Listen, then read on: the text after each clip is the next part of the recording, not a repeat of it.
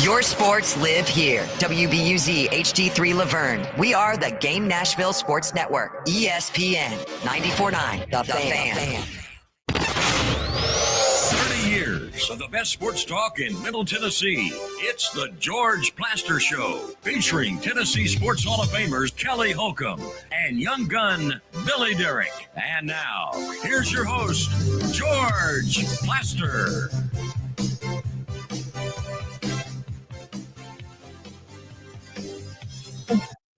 Welcome in on a beautiful Monday afternoon in Nashville, Tennessee, where it is hotter than the blazes. Oh, yeah. So you're wondering where we are, and this is sort of going to give you a little bit of a hint as to the announcement that we're going to make during the 4 o'clock hour. Billy, are you free to give us a camera shot of the television setting? Here we go. Watch very closely. We are at Sports and Social. Ignore these two yahoos here in front of us. We're at Sports and Social in Green Hills. Good God, why are we allowing these two on there? And at 4 o'clock, we'll announce exactly what it is we're doing. What you see there, if you're watching by way of podcast, is maybe the best television setup to watch sports anywhere, period. Billy, would you agree with that? I would definitely agree with that. This is pretty cool. Yeah. So most of you can probably figure out a little bit of what we're doing, but we'll get back to the action at hand, and we will start in Murfreesboro with Mr. Kelly Holcomb. What's up, Jorge? How you doing? I'm good. How are you? I'm doing good, man. I'm doing good. So we'll release all of the particulars at 4 o'clock. So am I being told move over more this way? Sure. Why not? X on the spot, Billy. Let's go. Kelly, how are you today? I'm doing great. I'm had me a good lunch, met some guys out, and I'm good, man. How about yourself? I'm good. I had a busy weekend.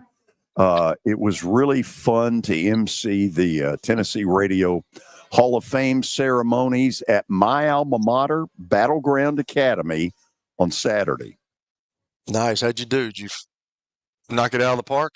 Yeah, no, I mean, come on. I'm never going to say that. I'm never going to say that. Especially, that's for other folks, huh? That's for other folks, especially if you don't feel like you did. Oh, you don't feel like you did? You don't feel like that was one of your better performances? Oh, I don't know. I don't feel like you ever do. You know, you always look back and say, God, that joke didn't work. Correct. A couple of jokes did work. By the way, we have an update today, Kelly, that even Billy can't screw up. Really? Yes. No, that's saying, hey, don't speak so soon, George. You've never heard me say that before, have you? No, because Billy can screw it up now. No, this is a good one today, and it's brought to you by the Music City Showdown between Tennessee and Illinois, coming up Saturday, December the 6th at Bridgestone Arena. Tickets are on sale now at Ticketmaster.com.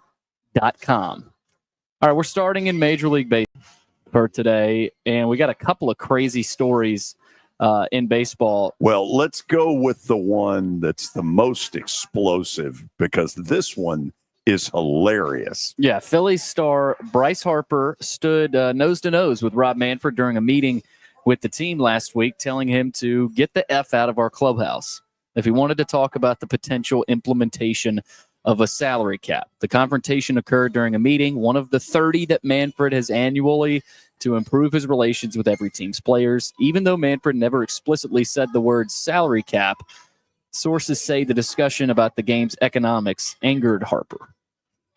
So here's what we got, Kelly. We've got a system that, you know, you got the Dodgers up here spending, you know, by way of the Ohtani signing, $400 million a year. And you got the Miami Marlins down near the bottom at $85 million. And so people say, okay, this is a sport where only the rich, end up getting to the playoffs. Baseball tries to argue that it's had 15 different winners over the last 5 years. Anyway, Rob Manfred is a labor negotiator. I wouldn't trust him as far as I could throw him.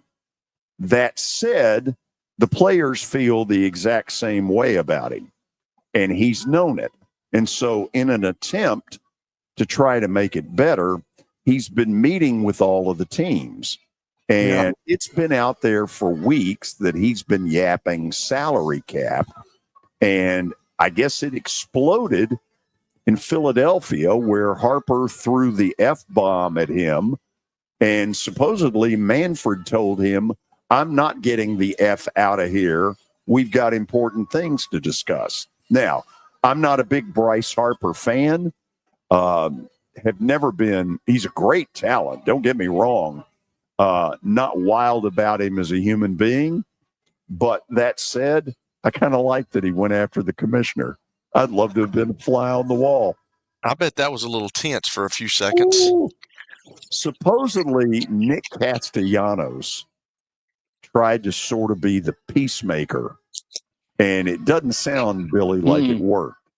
No, you don't get the chance very often to read through an entire story on ESPN and be entertained by about every paragraph, but the whole story is wild. So go through and read that if you're a baseball fan, because you'll get a few laughs out of that one. But also earlier today, Guardians closer Emmanuel Clase was placed on non-disciplinary paid leave through August 31st as part of baseball's investigation into sports gambling. He's the second Guardians pitcher to be caught up in the inquiry. This is supposed to be the last, but Luis Ortiz remains on paid leave, of course, after unusual gambling activity on the couple of pitches he threw for balls a couple of months ago. Clase is a 3-time All-Star, so this is up in the ante a little bit, and this is about to get real. Well, first of all, this is, to my way of thinking, in this new era of all these different gambling sites, this is the biggest name that's come out of baseball. Emmanuel Clase is a big-time stud closer, period, with the Guardians. So they've put him on administrative leave for the next month. Yep. And that's when they extended Ortiz's to the 31st of August as well. Okay, so here's what I think. The Guardians, with this news, have probably gone from buyers to sellers, because without Emmanuel Clase, they're not getting in. That's a tough loss for them. That's Ortiz, huge. Yeah. Ortiz was, what would you say, solid, but not to the level of Emmanuel Clase. Not even close. Yeah. Not even close. This is serious stuff in Cleveland, because this is one of their 3 or 4 most important players and an absolutely shut down stud closer. Yeah. Yeah, that's really tough for them. Also in the NFL, start with the Titans. I'm sure we'll get into this with Terry McCormick, but they have reached a deal with Traylon Burks and waived him injured. It's over. So Traylon Burks is no longer a Tennessee Titan. Oh, wow. Now, wait a minute. They have waived him. Read me The that. Titans reached a deal with Burks and then waived him. Oh, wow. Okay, so it must be some sort of They waived him injured. injury settlement. Yeah. Wow. Yes, that's exactly what happened.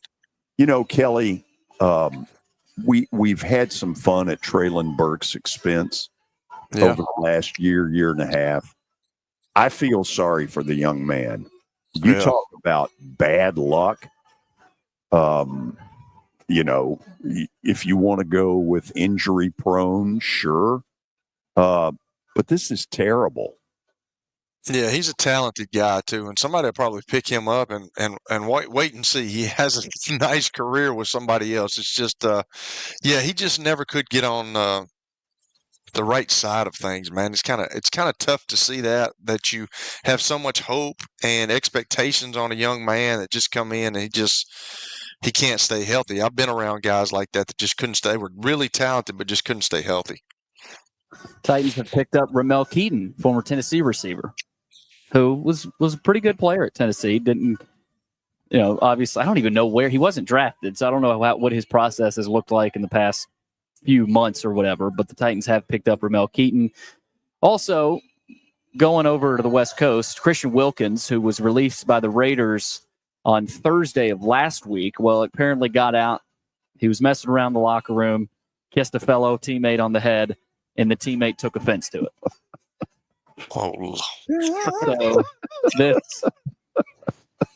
So we had a scuffle. Yeah, so probably did not go well in that locker room. No. But it wasn't the sole reason he got cut. He's been recovering from a Jones fracture in his left foot as well. So, but yeah, that's not going to go very well in an NFL locker room, Kelly. Yeah, that's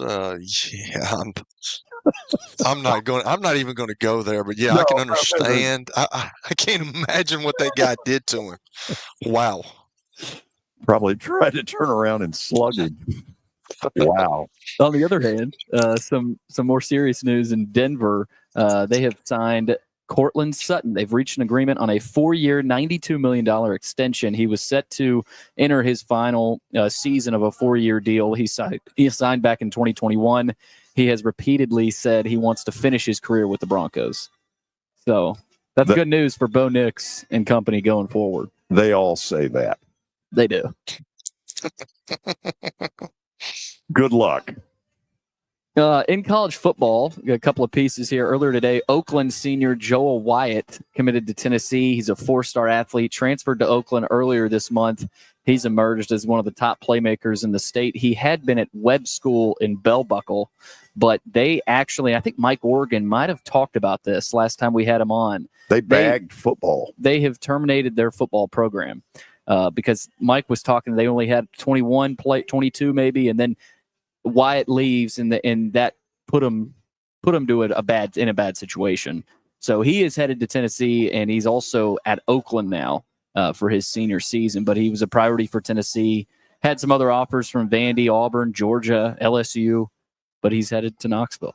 So wanted to get to that.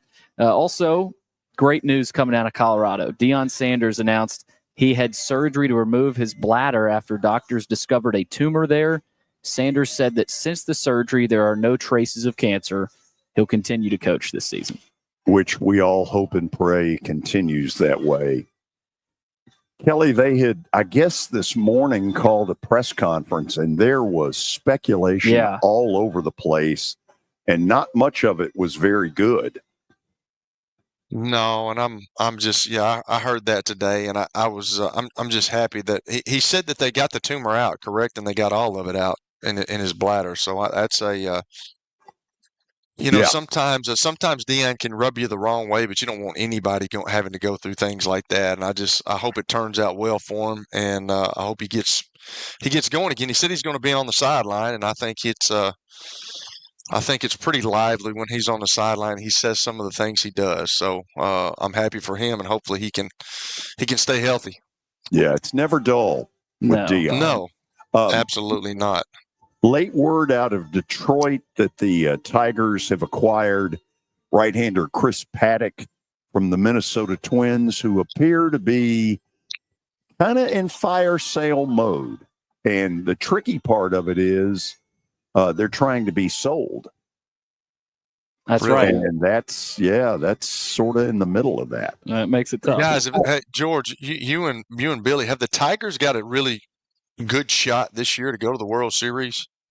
They do. Yeah. They absolutely do. With their pitching, that's a really good team, and you're not going to be worried about their pitching and defense in the postseason. That those are the things you have to have. They have them.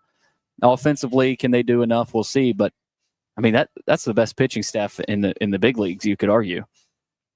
Skubal as a number one, there are no better number ones out there right now. It's people like Jack Flaherty, the former Cardinal, and what you get out of him. Because Flaherty has had times where he goes on a run and becomes one of the top 10 pitchers in baseball.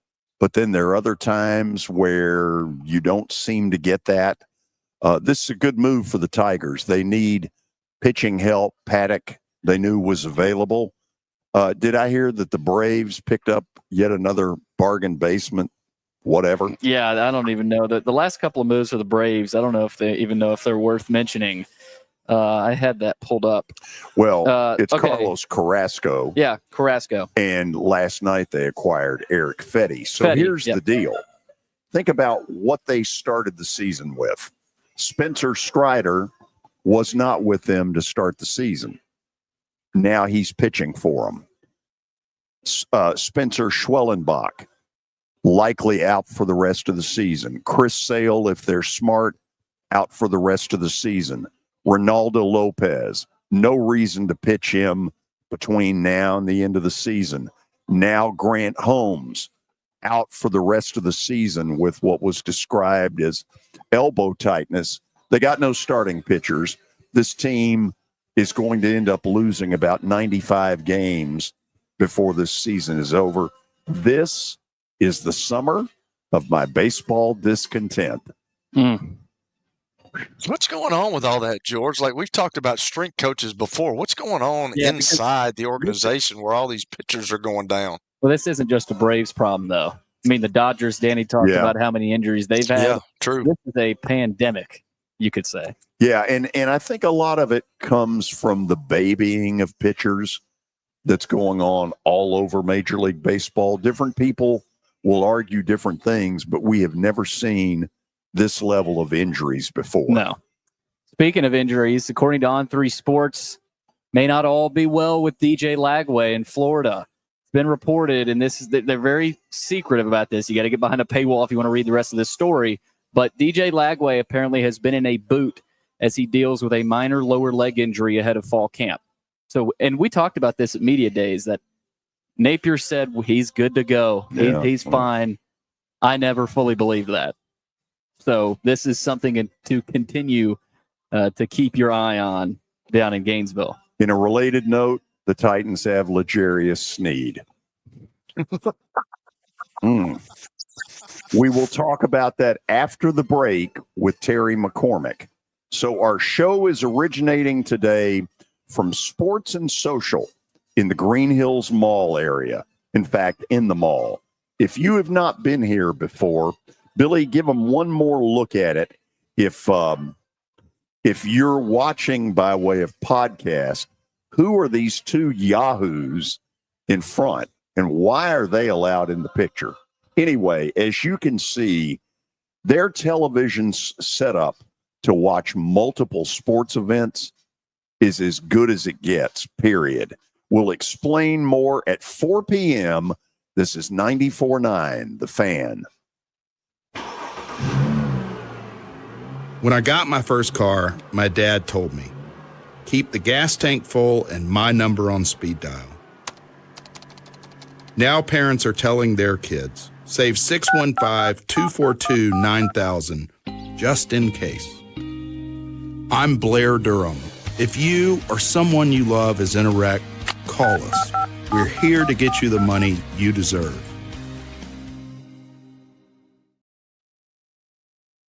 It's easy to say good things about the folks at Strike and Spare Family Fun Centers. Number one, I trust them with something that's near and dear to me, the Plaster and Friends Celebrity Bowling Night. But more importantly, I see the fun people have.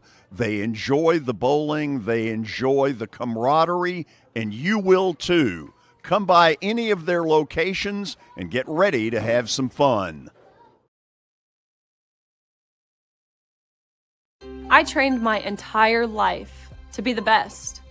I was one of the fastest women in the entire country. But woke politics made me swim against a man, sharing the pool and the locker room. That's not just dangerous, it's degrading.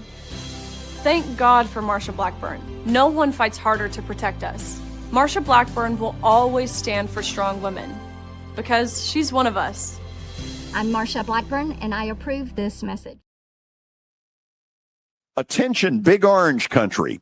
Tennessee and Illinois will square off Saturday, December the 6th at Bridgestone Arena.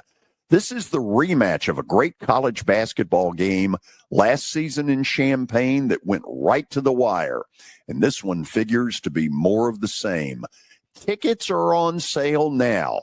You can grab your seats by going to Ticketmaster.com. That's Ticketmaster.com. Tennessee, Illinois. It's big time. At Wilson Bank and Trust, we believe you shouldn't have to choose between personal service and digital solutions. As your local independent bank, we're proud to offer the relationships and trusted service you expect, along with the tools and technology that keep you moving forward. So whether you're growing a business, buying a home, or planning for the future, we're here to help. Because this isn't just where we work, it's where we live too. Wilson Bank and Trust, here to get you there. Member FDIC. Shouldn't have to choose between personal service and digital solutions. As your local independent bank, we're proud to offer the relationships and trusted service you expect, along with the tools and technology that keep you moving forward. So whether you're growing a business, buying a home, or planning for the future, we're here to help. Because this isn't just where we work, it's where we live too. Wilson Bank and Trust, here to get you there. Member FDIC. This is my buddy Stan Harrison from Apple Collision Centers. Recently, you've been talking to me about companies that have a fleet of trucks and they're always in need of repairs. That's right, George. We understand that nobody likes to deal with the auto body repair process. We try to simplify that at our 3 convenient locations. We work with all major insurance companies. We help to ease the stress of the auto body repair process. We're located in O'Hickory, Hendersonville, and Gallatin. If you need our services, please stop by and see us. And how convenient that we have that in the background. Now, seriously, these are good folks. They do really good work. Give them a holler. It's the George Plaster Show. Your sports live here on 94.9 The Fan.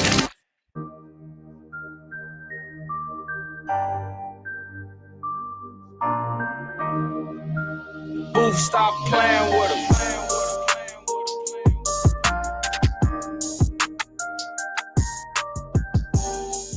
Hey, we welcome you back. As you can tell, we're not at the Fordyce Center today. However, we are at Sports and Social in Green Hills. And at 4 o'clock today, we'll kind of tell you exactly what all the details are of our big football promotion that is coming. Let's say hello to Terry McCormick. He is TitanInsider.com. He is Main Street Media's, and we thank him for joining us. Terry, how you doing? Doing well, George. Zoom out just a minute. It looks like there's a party of 6 that's going to want that table you're sitting at right there at some point. They're going to have to fight us for it. George ain't giving that up, Terry. No, we can't. We're wired. We got all kinds of wires here to make this happen. So, Terry, it's been a busy weekend with the Titans. Let's start with Traylon Burks. You saw it. What happened, and what is the aftermath? Well, Traylon Burks, the poor guy's just snake bit. That's really about all you can say. He came into camp. Everybody was talking about what good shape he was in, how good he looked. And first day out at the practice at Nissan Stadium, he's headed up the sideline for a ball thrown by Cam Ward, makes a dive for it, comes up with the ball, but it's out of bounds, gets up, grabbing his shoulder. Looks like it's a broken collarbone. My guess is he's probably going to go on IR, and that's going to end his season and his time with the Titans. Now, depending on the recovery time, there is a scenario where they could keep him on the initial 53-man roster for 1 day, then put him on injured reserve and bring him back. But I don't know that they'll want to do that. There are a lot of receivers in camp. Roster spots are very, very valuable. So that's really a decision that this front office is going to make. And a lot of that's going to be predicated upon how quickly he can heal and how quickly he can get back. But probably doesn't look good for Burks. Probably has played his last snap with the Titans. Terry, you've watched him from day one. He came in here with expectations that were not fair. We were told he'll be the one to replace A.J. Brown. That was not fair to him because A.J. Brown was an established superstar, and he was a young man coming out of Arkansas.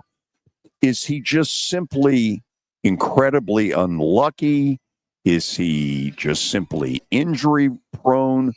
In your mind, what is Traylon Burks?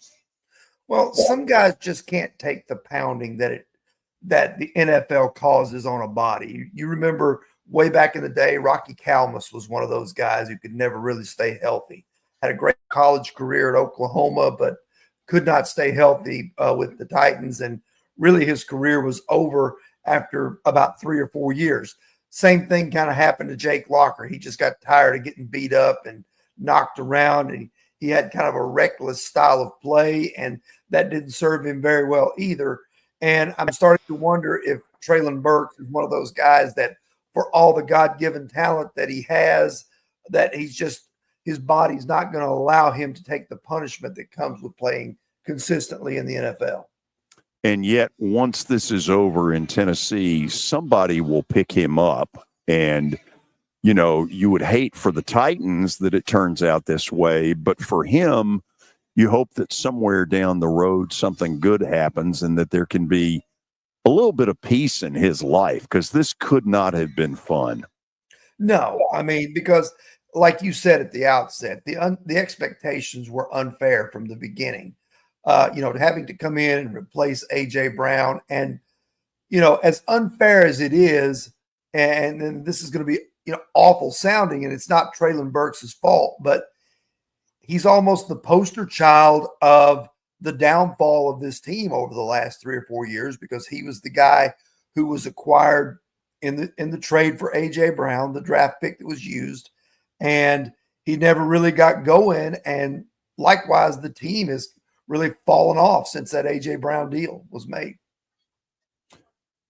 Okay, let's get to L'Jarius Sneed. You kind of give me up front what you think is the latest there, and then I'm pretty sure we got some questions. Well, I talked to him briefly Saturday. He was heading out of the tunnel, and I flagged him down for just a minute to try to talk to him a little bit. Didn't really have a whole lot to say other than he said he hoped to be back sooner rather than later. What that means, who knows? Right now, he's still on the PUP list, still trying to work his way back from that knee injury. And right now it looks like a situation where, unless something changes, the Titans look like they're going to be holding the bag in this deal that they made with Kansas City last year.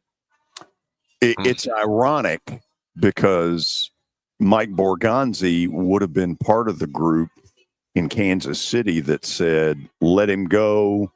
However you want to classify it, let him go. We're not sure of his health. And now all of a sudden, after Tennessee, it appears stupidly signed him. Now Borgonzi's having to deal with it from this side. Yeah. The one part of it that's not on him is this, obviously, he helped broker the trade that sent him here. But it was the Titans who signed him to the contract extension that he wanted and put themselves on the hook for a bunch of money. So Borgonzi is going to have to, reap that, even though he only sold part of it. He's going to reap all of it by becoming the Titans GM. And best case scenario for the Titans is, they need L'Jarius Sneed on the field, because without him, they are woefully thin in the secondary. Because you've got Jarvis Brownlee, you've got Darrell Baker. That would probably be your 2 starting outside corners. Decent, but not stars. You can get by with them. Roger McCreary, pretty solid guy in the nickel. But beyond those 3, there's really not anybody at that cornerback position that you go, I'm confident in that guy, or I know what this guy can do. Everybody's a young player. Everybody's a question mark. So they really need L'Jarius Sneed to get healthy and play this season. So I happened to hear Derek Mason, the former Titan wide receiver, really go off about this a week ago, because he feels like there's been a lot of misinformation put out there that, that Snead gives it the I'm in great health. That's debatable. And that on the Titans end, they've sort of tap danced around all this. Where do you stand on it? Well, it's obvious something is wrong or he'd be out there, and, Kelly will probably testify to this. He had a cleanup procedure in May. Now, if I'm not mistaken, most arthroscopic cleanup procedures, about 2 to 4 weeks on the shelf, and then you're ready to go. Well, we're 8 weeks, or at least 8 to 10 weeks and counting. So what gives here? Somebody's not coming clean, either L'Jarius Sneed or the Titans or both of them. I think, the questions, there's a lot more questions than answers when it comes to the whole L'Jarius Sneed situation. And here's the thing. If I'm Chad Brinker or I'm Mike Borgonzi, why not come clean? Because you can blame it on Rand Carthon if you don't want to take the culpability for it. Put it out there, say what's wrong with him, let everybody know he's going to be back we anticipate he'll be back by X time. And then if he's not, update again or say, hey, he had this setback or what. But a little bit of transparency would be nice in this situation because, for the most part, I'll have to say Brian Callahan and his staff have been pretty transparent when it comes to dealing with things like this around the team, much more so than Mike Vrabel's staff was. But when it comes to L'Jarius Sneed, it just seems like everything is hazy. Well, okay, but let me argue this. When you say, okay, you can blame it all on Rand Carthon, last time I checked, Chad Brinker is a part of that. True. Now, let me say this. I don't know Chad Brinker well enough to know quite what is what. I noticed last week that he played half general manager.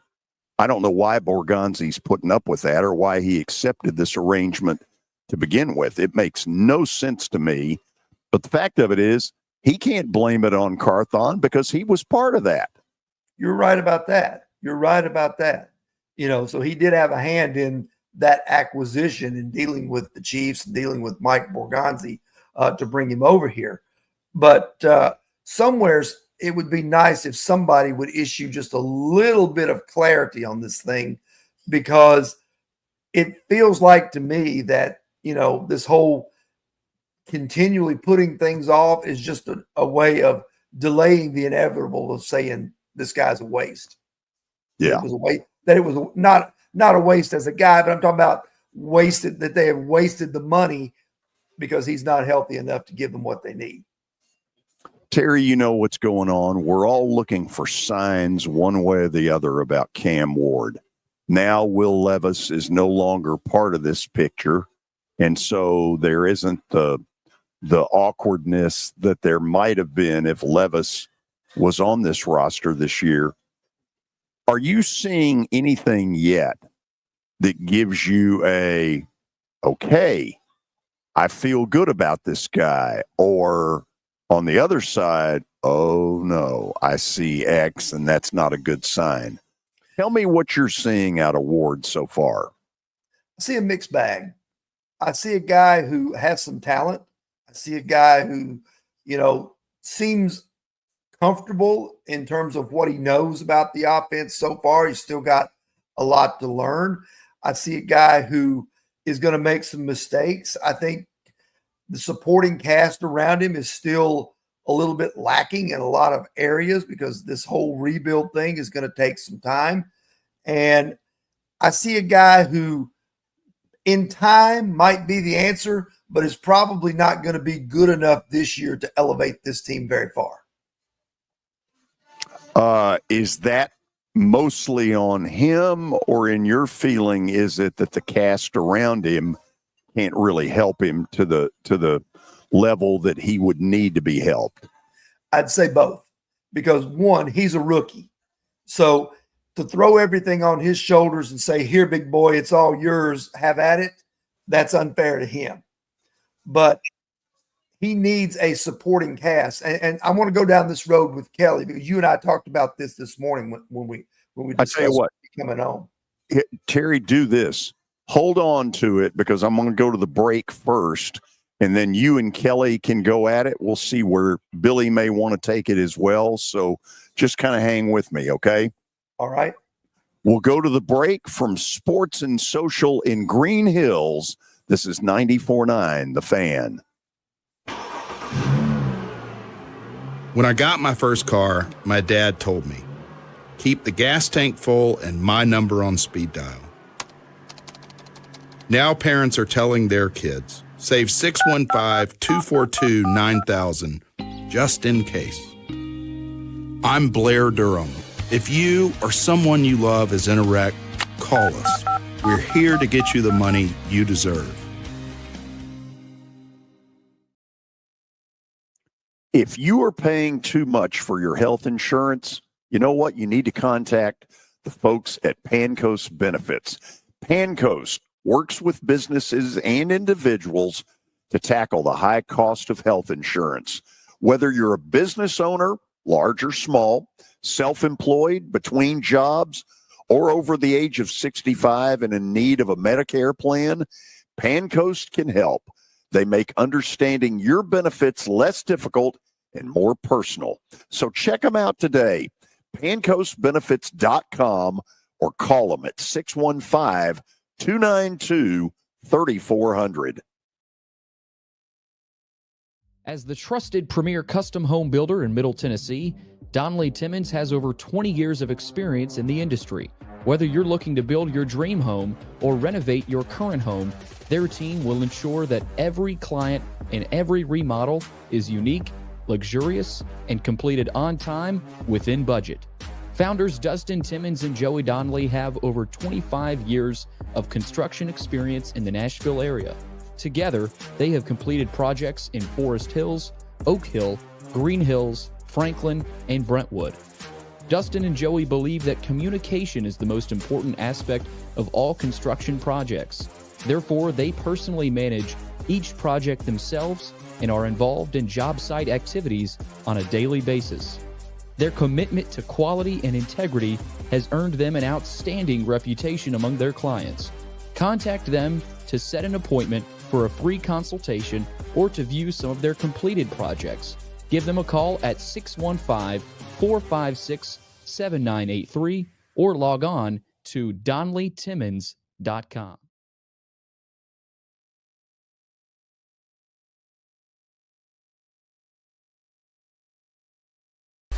Nashville Sounds Baseball is back in Hit City for the 2025 season. Create a summer of memories at the ballpark with weekly giveaways, fireworks shows, and more.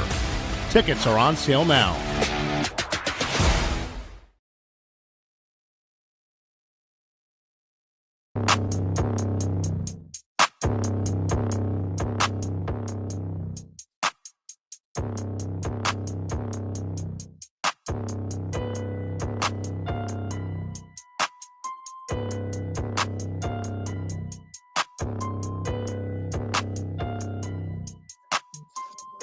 Okay, we are back on this Monday afternoon from Sports and Social in Green Hills, where we will have a football promotional announcement today at 4 p.m. from this beautiful site. Some of you have already seen as good a television setup as you'll find anywhere, but we'll kind of let the cat completely out of the bag at 4 p.m. Terry McCormick, Titan Insider, Main Street Media, joining us for the show. And beginning tomorrow, Terry will have his award-winning Titans Daily Update, or in this case, Daily Titans Update. Kelly, I know you got a lot for him. Take it away. Well, I know Terry was going to ask me something. Are you going to ask me something about Cam Ward, Terry? Yeah. You know, one of the things that I think is kind of that, it just in my opinion, was kind of under-noticed, I would say, and underreported about why this team struggled so much last year on offense. And I think that's one of the things that Cam Ward may actually fix, is that he appears to be a better fit for what Brian Callahan wants to do and the style of offense he wants to run, something akin to that Sean McVay, Kyle Shanahan type of style. So when Brian Callahan came in here last year. He basically took over a team that for the better part of his existence in Tennessee had always been based in the power run, going from Eddie George all the way to Derrick Henry. For the most part, Correct. You had a 1,000 to 1,500 yard back in the backfield, and you were gonna ride or die with him. And whatever you got from the pass game was probably going to be precipitated mostly by play action.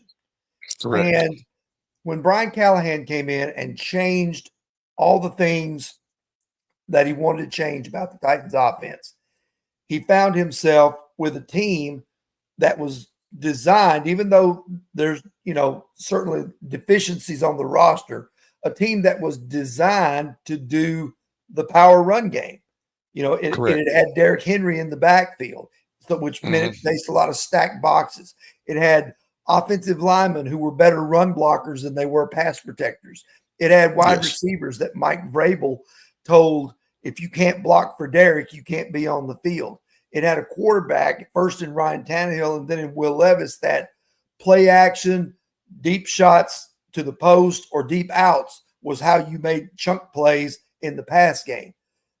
So you're playing last year in a system that's designed for dink and dunk and the occasional shot down the field with intermediate or deep throws, but it's designed to be more 3 wide, more 11 personnel, not a stacked box, win a one-on-one matchup. All of a sudden you're asking receivers who've been used to going down and blocking as much responsibility as they had for catching passes.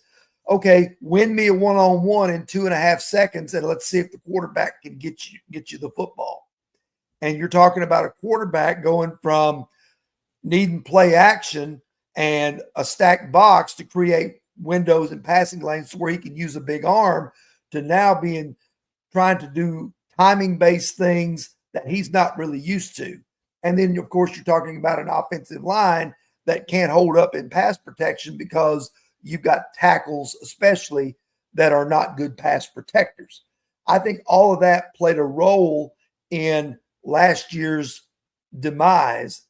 And I think that going out to get Cam Ward is a good first step toward finding a trigger man who can do the things you want to do, but you've still got to find the receivers who can win the one-on-ones and the tackles who can win who can pass block on the edge as opposed to being run first blockers.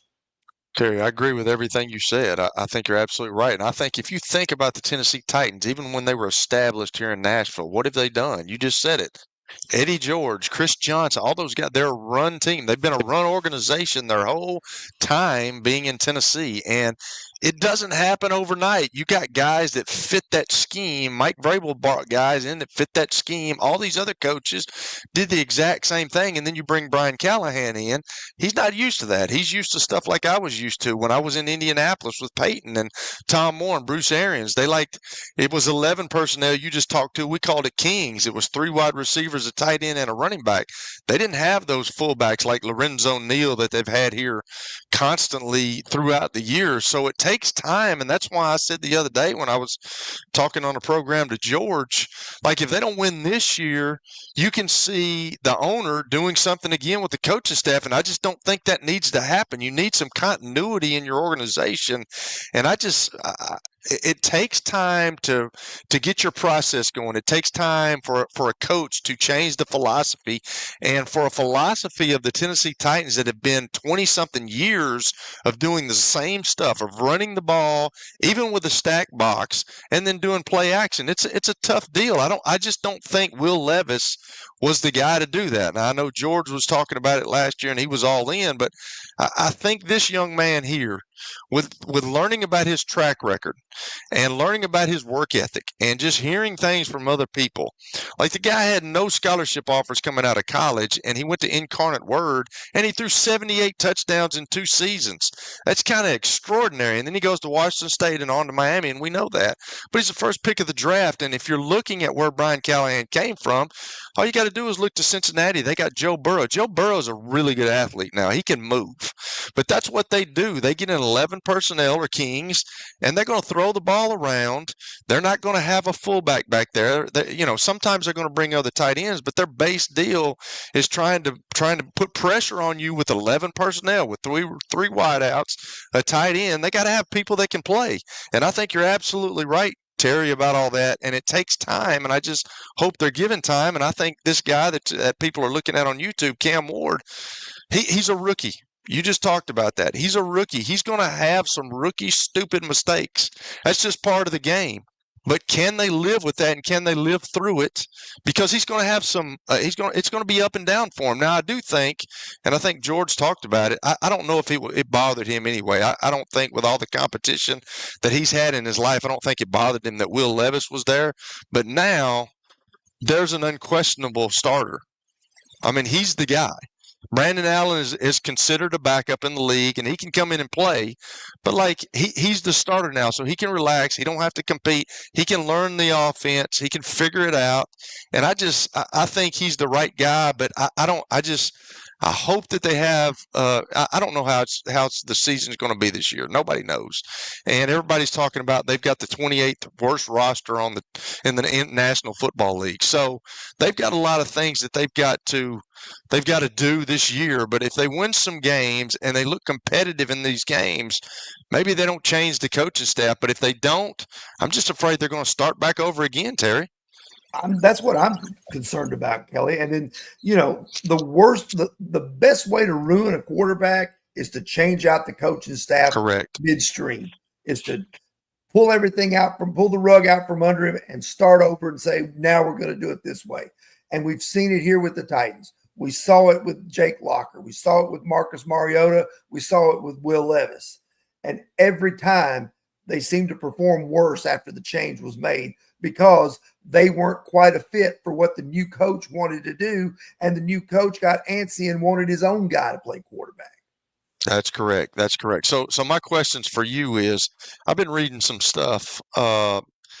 It seems like the pass rushers are doing a pretty good job. Now, I know it's very early in camp, but is that just better pass rushers like Arden Key, Draymond Jones, the Oladejo kid they've seemed like they've all got pressure on the quarterback. Is that better edge rushers? I know Jeffrey Simmons has been playing well, or is that something to do with the offensive line right now? Well, kind of hard to tell because they haven't had the pads on yet. The pads go on tomorrow for the first time, but I think the pass rush has kind of gotten the better of the O-line a fair amount of the time. I like this kid Oladejo. I think he's got potential, but like Cam Ward, it's going to take him some time. He's not going to. I wouldn't look for him to come out of the gate and have 3 sacks the first game and, us proclaim him to be the next Javon Curse or something. But I do think the kid has potential because he seems to have the body type for it. He seems to have the aggressive nature that you want in a pass rusher. And he seems to have, that work ethic and that attitude and that relentlessness that you want in a pass rusher. So he's got some traits. It's a matter of developing him and getting him out and getting it out of him. Elsewhere, it's obviously going to be Jeffrey Simmons is going to have a big year on the interior for this team to generate some pass rush.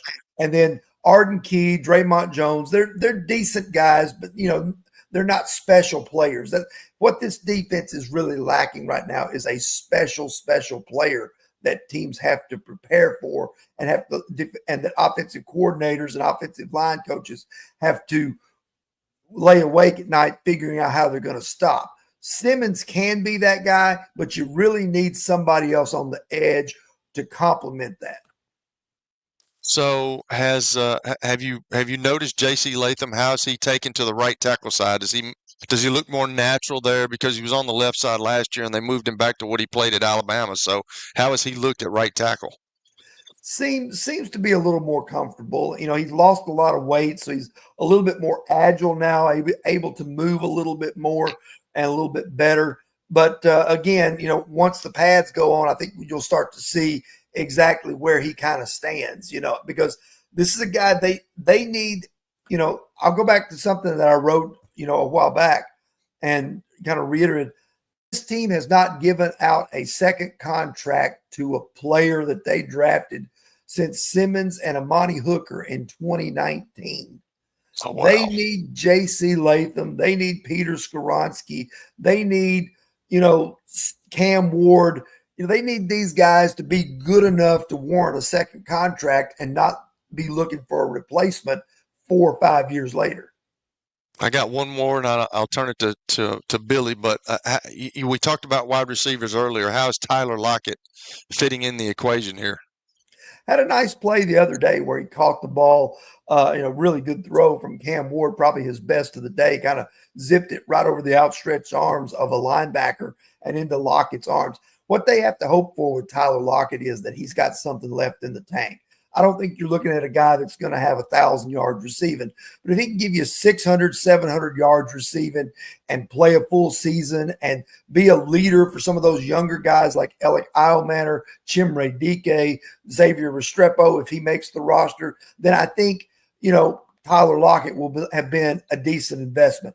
He just needs to be a leader, a veteran presence, and a guy that Cam Ward that can rely on, and a guy that can give him something because he's going to operate mostly out of the slot. So as you know, Kelly, from being a young quarterback at one time, a young quarterback's best friend, running game, and a safety blanket either at a tight end or in the slot. Correct. Terry, how much have you been able to gauge from this point in practice of Cam Ward? We saw some clips of the throws that he made. You mentioned the one to Tyler Lockett, and everybody was raving about the one where he rolled left and then threw an unbelievable pass to Calvin Ridley. Now he was probably going to be sacked there. That's what you have to keep into account. But what so far? What would you grade his performance? And this is there's no pass rush yet, but how would you assess it? I'd say he's probably been a B-. I think, he's looked really good at times. I mean, you can see that he knows how to play the position or knew how to play it in college. I think he's now learning the adjustments that are necessary in order to play in the NFL. And that's going to take some time. At times you see him make a play and you go, hey, that's pretty good. And then at other times, you see a ball get picked or a ball miss the mark and you go, what is that? He does seem to have a fairly accurate arm. You saw, like you said, even though it probably would have been a sack, that was a very nice ball that he hit Calvin Ridley in stride with on that scramble play.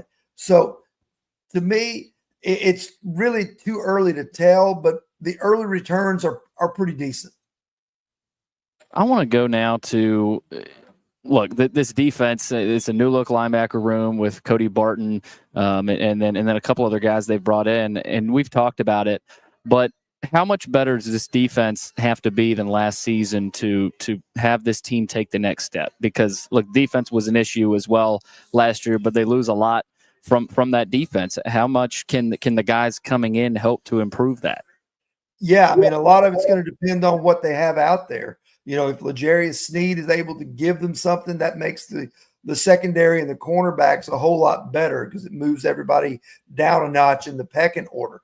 If he's healthy and can play somewhere close to the level he was in Kansas City, that's a big boost for this defense. Cody Barton looks to be a decent find, looks to be a very smart player, knows where to be and how to get people lined up. That's something you always have to have on the inside linebacker spot. So I would look that he would probably, automatically going to be the green dot guy while he's out there. I think, pass rush is going to be a key, but then one of the old basics and something that they kind of fell down on last year, stopping the run. You got to stop the run, and you got to keep teams in second and long, third and long as much as possible. Otherwise, you're going to get trampled like they did a lot last year. Terry, appreciate it as always. Look forward to the Daily Titans update starting tomorrow, and get ready because we got a big football promotional announcement coming up in about 4 minutes. In other words, thank you, Terry. Sure, no problem, George. Yes, go Yankees. Yes. By the way, good luck with Carlos Carrasco. And Eric, if he couldn't make our rotation. Nice parting shot, Terry. Yeah, it really was. We'll talk about that off air. Okay, we'll go to the break. When we come back, it's stat of the day. Then we will unveil what we're up to because I think you're really going to enjoy it. This is 94.9 The Fan.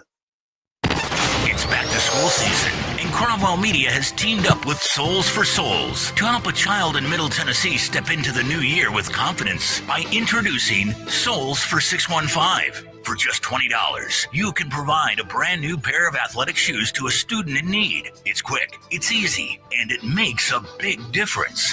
Visit thegamenashville.com/shoes to donate now and be a part of something meaningful. Souls for 615 is presented by Macero and 12 South. Go check them out for handcrafted cocktails, bold plates, great happy hour, and elevated hospitality. Your sports live here on the Game Nashville Sports Network. Hey guys, Big Joe here for my friends over at Busy Bee. It is July and it is hot, so you need to make sure your HVAC is up and running, and that is why you need to be a member of the Beehive Club. I am a member, and it is the best. The peace of mind Busy Bee gives me that if anything goes wrong, it is taken care of is wonderful, and we need you. Just go to busybeehvac.com, busybeehvac.com. Sign up today and get one free yearly Beehive membership to give to anyone in your neighborhood. That's how great it is. Busy Bee, always there for you. Make your Yellowstone area vacation unforgettable at the Buffalo Bill Center of the West in Cody, Wyoming. 5 family-friendly museums packed with wildlife, art, culture, and authentic Western experiences. Plan your adventure now at centerofthewest.org.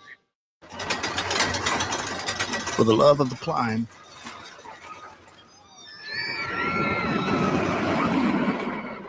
for the love of the fall, for the love of knowing your kids' laughter is the sweetest music there is, for the love of Tennessee, travel safe. Brought to you by the Tennessee Department of Tourist Development, the Tennessee Association of Broadcasters, and this station. This is Freddie and Harry. One of our new favorites is Miss Allison in Atlanta. I am sure that Paul Brown is in heaven right now, and he is quoting the legendary sheriff, Buford T. Justice, from Smokey and the Bandit, when he is looking down at Mike Brown and the decisions he's making, and he is saying, I cannot believe you came from my loins. It's that simple. Check out more from Freddie and Harry weekdays at 3 Eastern on ESPN Radio and the ESPN app. Your sports live here. WBUZ HD3 Laverne. All around the world on the Game Nashville app. We are the Game Nashville Sports Network. ESPN 94.9 The Fan. It's the George Plaster Show. Your sports live here on 94.9 The Fan.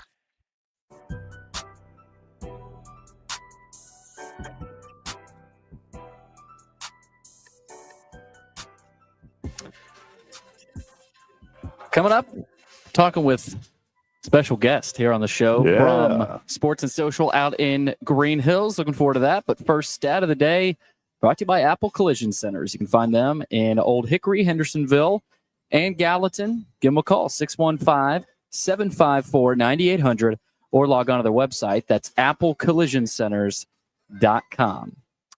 All right, here's where we're going today. Billy Wagner became just the 9th reliever to be named to the Hall of Fame. Can you name the last reliever before Wagner to be elected? So, Kelly, the first thought that comes to mind is Mariano Rivera. That's mine. Lee Smith has been fairly recent, as has Trevor Hoffman, the former San Diego Padre great. I think it's one of the three, but it feels like Mariano Rivera's too easy. You tell me where you want to go. Well, that's exactly what I thought. I'm thinking to myself because I don't think many. I don't know. That was the first thought that came to my mind, and hey, when going through this stat of the day for the last couple of years, the first thought's usually the best thought. So that's what I thought. Mariano Rivera. Show me one of the all-time greats, Mariano Rivera. Bingo. Yes, sir. Wow. Nice. We got Man, one. he was good. He was good too, George. He was really good. He came in some pressure-packed situations, and he always finished the deal pretty much. He was a complete stud. period. Crazy. Yeah. Okay, are we now officially into the 4 o'clock hour? We are. And in a moment, you'll meet a couple of the folks who have helped me put this thing together. So it's no secret that we're doing something during football season around sports and social in Green Hills. I'll tell you that I came in here for the first time during the NCAA basketball tournament. It was the night that Tennessee and Kentucky played. And I was so impressed on so many fronts, one of those being what we're about to show you again, and that is a TV setup that is out of this world, that is probably the best that I've ever seen that's not in Las Vegas, because this is what a race and sports book in Vegas looks like. And you'll see here that they have the ability to show you, gosh, it looks like about 10 different games at a time with a huge screen in the middle. And so when I left that night, I was like, we got to do this. We got to figure out a way to get this done. And so we have been able to work, first of all, with the folks at Sports and Social to make this happen. This being this. On Thursday nights, starting on September the 4th, we will broadcast our show every Thursday between then and the end of the NFL season. There's always a Thursday night pro football game. There are also college games on Thursday night, although they are not as good as they used to be. Thursday night appears to have become much more the pro football night. So the Thursday part of the promotion will begin on Thursday night, September the 4th, and run through the end of the regular season. Now, there will be one exception, and it's in about 10 days. Saturday, August the 9th, we will begin this promotion with preseason football. Titans are in Tampa Bay. We're going to have some fun with it. We're going to have what I'll call an NFL Chalk Talk at 5:30. Yours truly, Kelly Holcomb, former Titans offensive lineman Scott Sanderson. We'll do that for about 45 minutes, take questions out of the audience. And then at 6:30, we'll turn the game on from Tampa. And so we intend to have some fun. As I look around here, there is, first of all, a Pop-A-Shot machine, and each night we will have competition out of that Pop-A-Shot. And through some really good friends, we've got some nice prizes for that. I will tell you that I got trashed earlier today by the interns. I went 0-2 against one of them and 1-1 against the other. So 1 out of 4 is simply not good enough. Yes, Alex, thank you. Alex Kranzler, I went 0-2 and got absolutely trashed. Hugh Green, 3. He said 0-3. He said 0-3, George. Well, he can say whatever the hell he wants to say. It was 0-2. And Hugh Greenfield should be embarrassed because in the first game with him, I won easily. Wow. Which tells me that I've still got it. But it's kind of embarrassing. It is embarrassing. We'll have a lot of trivia questions during timeouts, pro football trivia. We got a lot of things going on. I want to ask Mike Williamson to join us here at our broadcast site. A lot of you have seen some really funny commercials that he has been a part of through a good friend of ours, Daryl Denson, who put these together. Mike, of course, runs Mikey's Motors in Murfreesboro. And at the end of the season, we are going to give away a beautiful golf cart, which is going to make somebody's Christmas incredibly nice. How you doing? Yes, doing fine, George. Thanks for having us, and look forward to doing this all year long. Oh, we're going to have some fun with it. So are you allowed to do the Mikey that you do in the commercial? Well, I don't know. Probably. You know, we've got, it's hot today. Yes. Well, the deals are still hot at Mikey's Motors, too. Okay, tell people about your business. A friend of mine just bought a golf cart from you, and in the neighborhood where he lives, you don't know it yet, but you're about to get 2 or 3 new customers who saw what my buddy purchased and loved it. So talk a little bit, look into that camera and talk about your business. Well, that's where most of our customers come from. They're either repeat customers or customers of our customers or friends of our customers. And that's how we've driven it over the years and built it up and built it up and built it up. And that's what we try to do is we take care of our customers and they come back to us and reward us for that. And we're the largest easy-go dealer in the state of Tennessee and also the largest low-speed vehicle dealer in the state of Tennessee. You've got a great selection. We do. At all 3 stores, we've got, Murfreesboro, Franklin, and we've just opened up a store in Shelbyville. Should we give credit to Kelly Holcomb for getting this part of the whole promotion started? Let's don't give Kelly that much credit, I agree. I couldn't agree more. I absolutely could not agree more. But the truth of it is, Kelly was nice enough to set this up. Yep. And then you took it from there. And I can't thank you enough because instead of telling me to get lost, you're crazy, what are you thinking? You had kind of a can-do attitude about it. And so I'm guessing you've done a few crazy things over the years. Well, that's what they tell me, that I've done a few crazy things and keep doing them. And it's worked so far. So, we thought we'd try this out there and throw it out there and see how it works. And, we're going to get at least one customer out of it. And that's the person who wins this cart when they give it away at the end. We're going to give it away on Thursday night, December the 18th. So 1 week before Christmas. Every time you come in on one of these Thursday nights, you'll be given the opportunity to fill out a registration slip. And once you do that, you're automatically in. Now, you could get up to 16 of these before the season's over. So you get more and more chances for whatever the big drum is that we're going to do.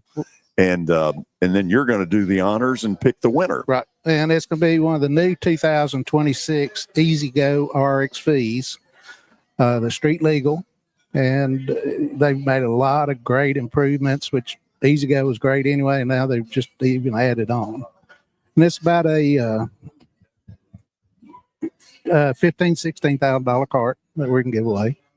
And not chump change. No, it's not chump change. It's not a little cheapy throwaway cart that, there's a lot of those out on the market now. But this is a really first-class cart that you'd be glad to take anywhere to the shopping center, the swimming pool, or the country club. Okay, give me here at the end your best Mikey's Motors. Look into that camera. Come to Mikey's Motors and see how we roll. I love it. Kelly, he's not bad at it. No, he is not. And I appreciate him doing this. Hey, Mikey, I want to ask you something. Like, how much does an average golf cart go for? Well, the average golf carts now, we've got them anywhere from about 3,500 to 80,000. So anywhere in between. I'd say that our stuff that we average selling is going to be somewhere in the $12,000 to $15,000 price range. What does an 80,000 golf cart consist of? An $80,000 golf cart, does it have a bathroom and a bedroom on it? What is the deal? I can't tell you exactly because I haven't been in one of them, but they told me I can sell one of them if I get somebody that wants to buy one. But it's made out of carbon fiber and designed by a guy that used to be one of the head Lamborghini designers and Mercedes engineers. And it's got a lot of specialty stuff on it that some people would like to say, I got one of these. You've made my buddy really happy. Kelly, you used some of these during your daughter's wedding, didn't you?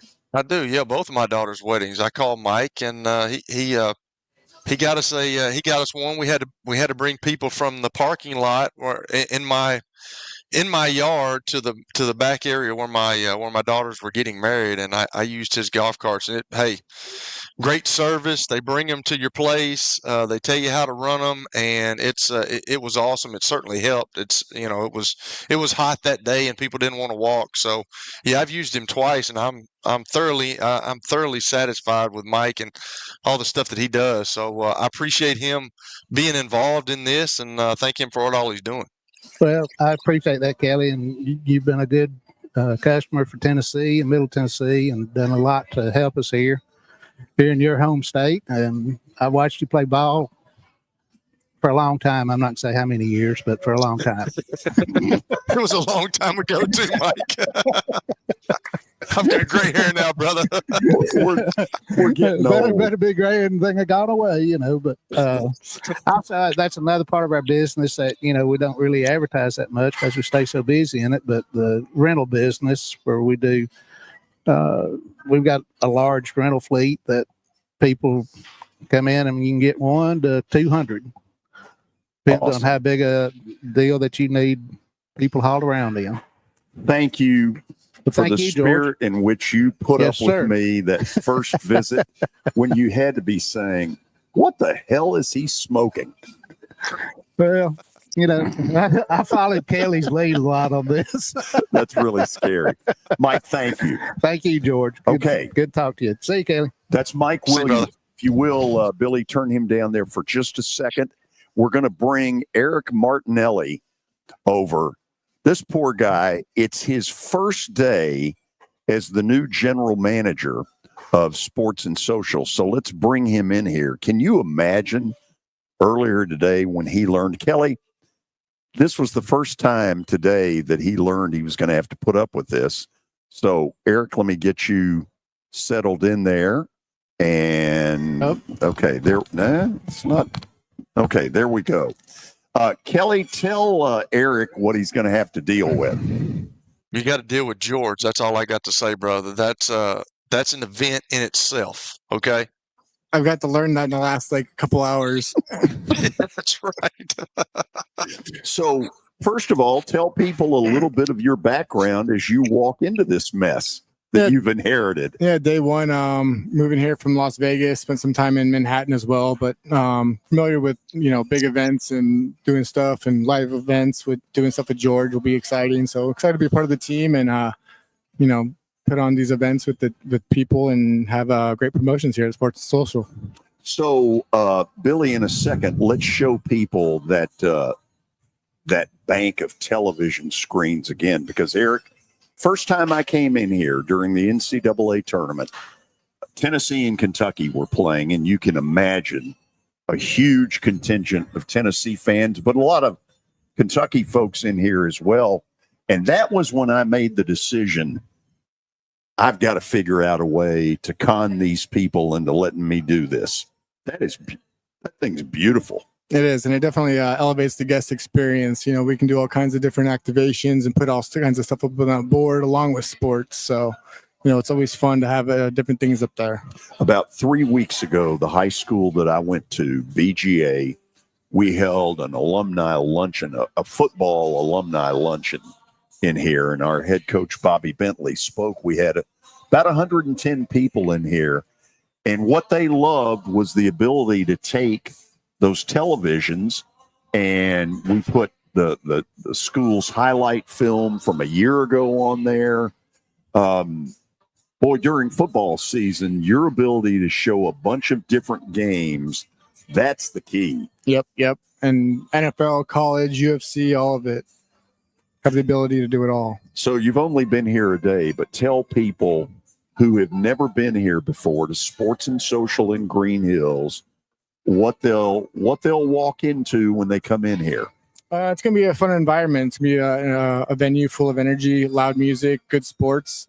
You're going to have some really delicious cocktails from the bar and some great food coming out from the kitchen. Listen, we're excited about this. Thank you for putting up with us. Of course, and, excited. Just wanted to say hello. Welcome you to Nashville. Thank you, sir. Eric Martinelli. He's the new general manager at Sports and Social. Poor man, what has he walked into? So, Billy, I'm going to turn this thing back over to you for a minute.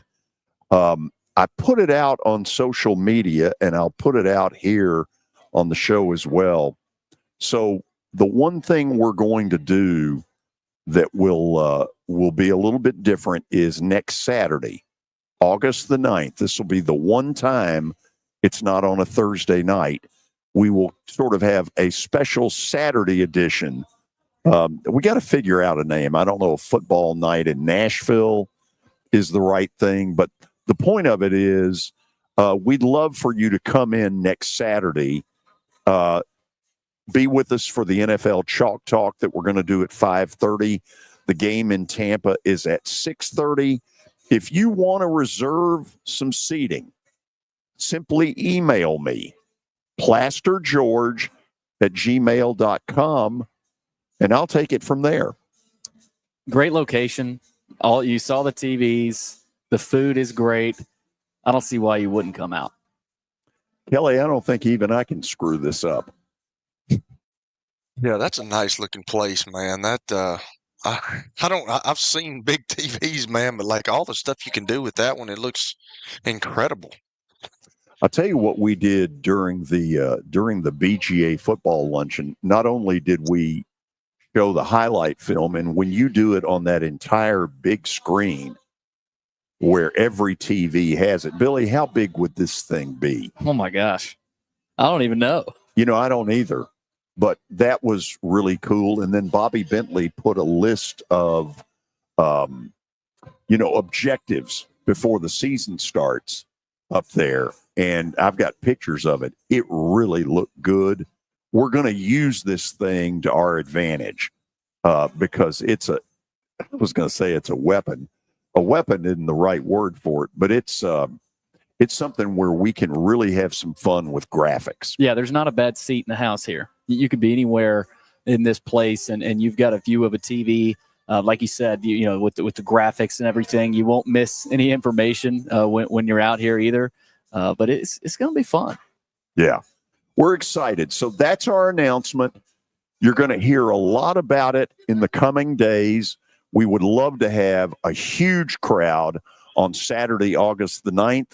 Mike Williamson, thank you to you and the folks at Mikey's Motors. There will be 2 other sponsors that you will hear about in the coming days.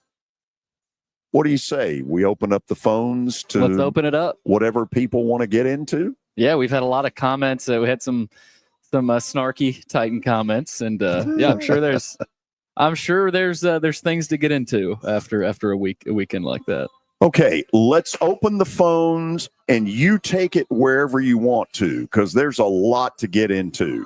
615-553-0933. Again, 615-553-0933. From some really beautiful digs at Sports and Social in Green Hills, this is 94.9 The Fan. When I got my first car, my dad told me, keep the gas tank full and my number on speed dial. Now parents are telling their kids, save 615-242-9000 just in case. I'm Blair Durham. If you or someone you love is in a wreck, call us. We're here to get you the money you deserve.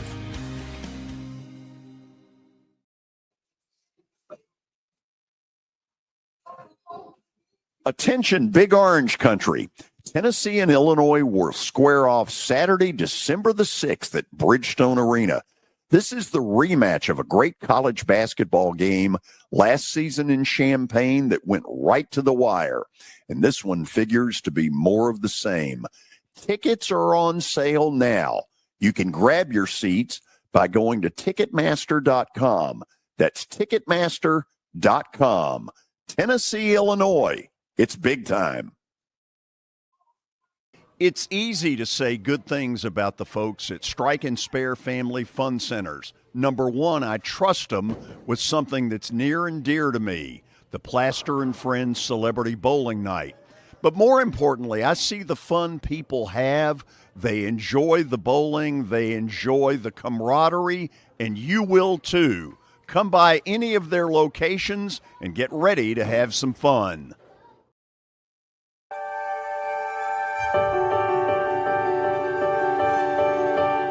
Are you ready to begin? Trevecca Nazarene University. From calling to becoming.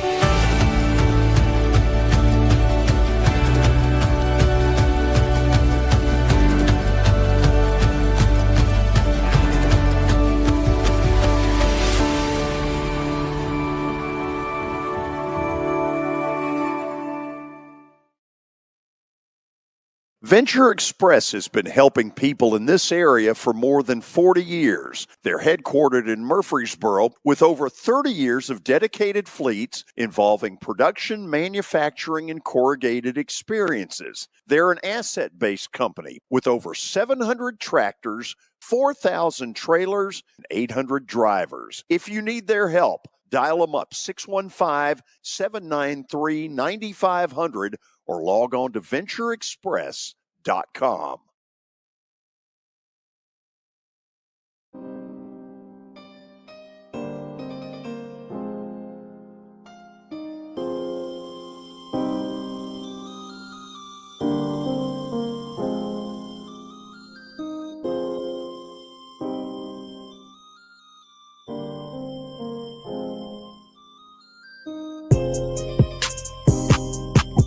We are back. If you're watching, feel free, Billy, to keep it up there. If you're watching by way of podcast, you're seeing this beautiful television setup. We announced a few minutes ago that we're going to begin a big Thursday night football promotion that will start the Thursday night part of it on September the 4th. And then run until December the 18th. We will have a Saturday night promotion a week from Saturday, August the 9th, around the Titans preseason game in Tampa. We'll do a chalk talk at 5:30. The game will start at 6:30, and looking forward to a lot of you coming in and having some fun with us. Let's go to the phones. We got quite a few folks waiting to yap. Clay in Nashville. Look forward to seeing you over here. George, it's interesting you say that because you're in the place where I completely forgot the luncheon, right? Oh, that's right. Yeah. But anyway, I just thought I'd say that off the top. I wanted to actually get into Vanderbilt football a little bit. Okay. And we talked about it some, but I want to address, a particular thing, and more importantly, a particular game. And I'd love to get Billy's comments on it. Vandy, if you think about it, they're probably going to beat Charleston Southern. Surely to God. They've got big problems if they don't. I think the Virginia Tech game is pretty critical for Vanderbilt, to have a pretty good chance at going to a bowl game. And, I've said that I hope they can end up 7-5, and that depends on a lot of things, mainly Diego's health, and probably Eli's health as well. But, it's always going to be important for a team like Vanderbilt. It's a private school in a conference with 15 other state schools. So that's one thing right there. But it's pretty important for Vanderbilt to win their non-conference games because, and I'm just being a realist as a passionate Vanderbilt fan, but, it's always going to be a challenge for Vanderbilt to win, in my opinion, a lot of SEC conference games. So if you lose, a non-conference game, I think, it kind of makes it that much tougher, and you start counting up wins, the further you go into the season and see if you can make a bowl game. Yeah, I mean, Charleston Southern is not a very good team. The other non-conference games won't be easy. At Virginia Tech, Clay, is a game that Tech's going to be motivated to win that game. That's going to be tough to win. I think Vanderbilt can win, but there's new motivation this year for everybody that Vanderbilt beat. You got to face Auburn again. You got to go to Alabama again. Utah State is not bad. Vanderbilt should win that game, and we know what Georgia State can do. So even their non-conference games are games that are not games they can simply scoff at and be be confident in. In the present setup, Kelly, that we've got in the SEC, where you play 8 league games, in any year that you hope Vandy's going to a bowl, you better win at least 3 out of the 4 non-conference. Absolutely. You got to look at the schedule. And just like Clay's talking about, all Vanderbilt fans are looking at that. And he's talking about the Virginia Tech being a really important game. But that's what you do. Like, and I think Billy's absolutely correct, because you're going to have guys loaded for bear when they have to go to Alabama and all these teams that they beat last year. They're going to be ready this year, and they're going to be ready for Diego Pavia. So Vanderbilt's got to step up their game. By the way, I will say this now. I wasn't sure if Kelly was a part of the show today. I'm sure he's not at the Sports and Social, though, correct? No, but he will be for the Chalk Talk. Clay, you always hate, man. Why are you hating? You always drink. When you call in, you drink some Haterade before you've called in, Clay. By the way, George, on another funny note, your friend, my friend, Mr. Watson Brown, I'm actually headed east on 40. And as I go through Cookville, I am actually going to try to get in touch with him. So hopefully I'll get to speak to Watson as I roll through town. I think when you get close, you'll see a sign that says Cookville, Tennessee, the home of Mac Brown. I'm just kidding. Hey, thank you for the call, and I hope we see you a week from Saturday. Okay. Let's go to Tony in Nolensville. Tony, how you doing today? I'm doing good, George. Hello, Kelly and Billy. Hello, brother. I want to be there on August the 9th. Right now, I've got a tentative surprise birthday party I'm supposed to be at in Lebanon. I'll tell you that right now, for a former coworker. But being you've got this date up there, it might help me to get away from that surprise birthday party that I've got to go to in Lebanon. Surprise them and don't show up. I'm going to have to pick one of them, one or the other for sure. Tonight, George starts a big series with the Cubbies and the Brewers. Oh, yeah, and a really good pitching matchup. Mizorowski for the Brew Crew, and all of a sudden I can't think of who Chicago. Boyd. Yeah. Yeah.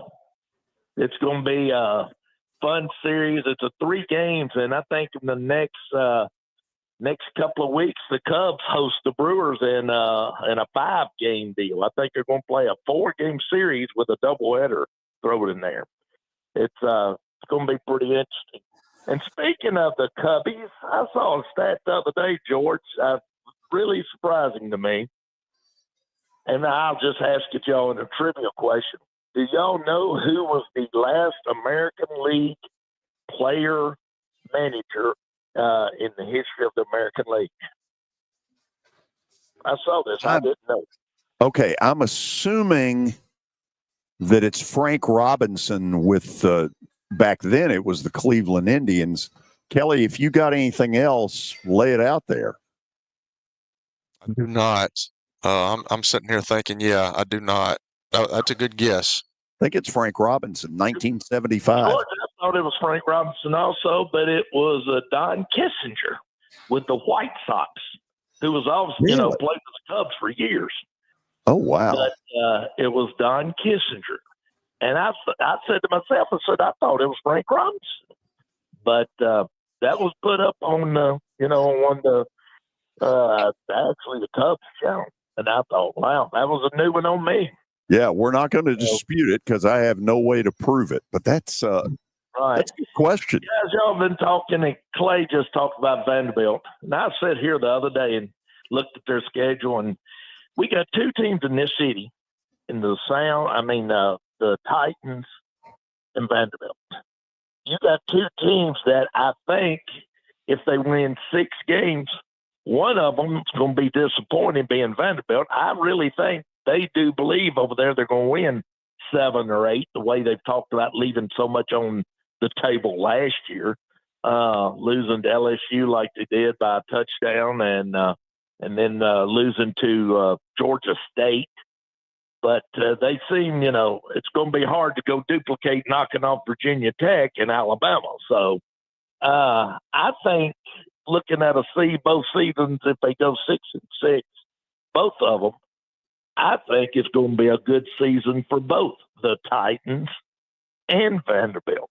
All this talk, listening to Terry today, and the guys, and just be honest with me here, don't it seem like every year with the Titans, it's the same, what Forrest Gump called it, gobbledygook talk? You either got a throwing quarterback and we got a running offense lineup, or we've got a hell of a backfield, had Derrick Henry now, but we had more of a passing offensive line or a makeshift offensive line and moving people to fill holes. It seems like every year it's the same type of gobbledygook about the quarterback fitting the offense or the offense fitting the quarterback or that type of thing. And I just want to get y'all's take on that. If y'all feel it's that way, does it really seem that way year in and year out, or is that just me thinking that's what I'm hearing? So, but anyway, that's what I want to talk to y'all about. And I would like to say I want to talk both schools, both teams here in Nashville. 6 wins. One might be happy, very happy, and one might be pretty sad that they go 6-6. So, all right, I'm gonna leave y'all alone. Let y'all talk about it. Good show, George. I love the venue, and I will truly try to bet this. This is going, especially if by the end of the year, Mikey's giving away a $15,000 golf cart. Yep. I'd love to have that. We didn't win it when they did the parade of homes the other day off of Daniel Breezy. So hopefully we win that one through your show. Thank you. We'll talk about that. See ya. Kelly, start that off because maybe we're too close to the forest to see the trees. Do you feel that way?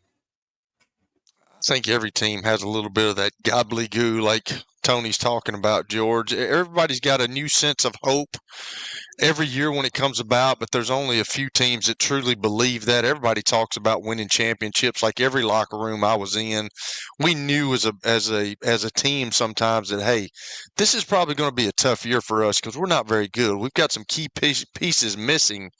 And, he can sit up there and talk about that all they want to, but like there's only a few teams that actually truly believe that every year. But you got to, like, some of it gets into politics too, George. You've got to give your fans, like the fans around here have had nothing to be excited about for years. So you can't go out and you can't be the Lou Holt saying, son, we're just not very good. You can't do that with your fans because your fans listen. They like I was looking yesterday at on the news, and there was a kid that had a sign that said, I flew into San Francisco to watch Cam Ward. It's amazing the fan support for these NFL teams, George. But when you go on the TV and you get in front of the microphones as a coach or as a GM or as a player, you can't be down in the doldrums. You've got to, you got to be excited about your program. Now, whether they believe that or not, I don't know, but there's a little bit of that with every team. Yeah, I'm not ready for that one. I'm not sure how to answer it other than I think this year us media fans are way more realistic because of what we saw last season. Yeah. And Billy, sorry, just one more thing, but like what I said to Terry is like this organization, when y'all thought about the Tennessee Titans when they first came into town, they had the Frank Wychecks and they had the guys, they had Derek Mason, they had guys that they could throw the ball to, but like, and Steve McNair was a guy that could move around and make plays, but like the offense ran around Eddie George. Then the offense ran around Chris Johnson when he was here. Then the offense ran around Derrick Henry. That's what the Tennessee Titans have been known for in an organization. And when you're trying to do something different as a head coach, it takes time, George. It takes time. You got to get the right people in place, and then you've got a lot of people from holdover from the other coach. That's why I just don't think that if you let the coach go this year, it's going to change it's just you've got to have some continuity in this stuff, and you've got to be able to implement your program. And when you've had an organization that is built on one thing, and this has been decades that they've been built on that, it takes time to turn that around and do something different. Yeah, that's what people have to remember. That, yes, you have Cam Ward, you have the number 1 overall pick, but you've also got a franchise that has been in the dumps the last 3-4 years. So, and Kelly, that's a really good point about their mentality as an offense. When's the last time, or have they even ever had an offensive approach like this? And I think your point was that no, they haven't. Even going back to Steve McNair, and of course, we saw what they were running with Tannehill and Derrick Henry. You're switching everything now, and that's going to take time, but there's hope. There is excitement, and I think there should be an excitement level right now. But you've also got to think realistically about what this team can actually do this year. Let's go to Ron in Smyrna. Ron, welcome into 94.9 The Fan. Hey, guys. How's it going? Good, thank you. Hello? Yes, go ahead. My question is, with the gambling suspension for Emmanuel Clase, do you think that there's any world where the Indians would part ways, or the Guardians, would part ways with Jose Ramirez?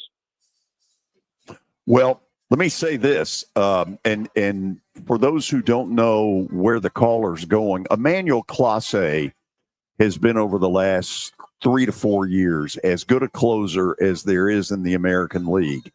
And today, the MLB put him on administrative leave with pay through August the 31st, which gives them a lot of time to figure out whatever the hell it is they suspect that he's been up to.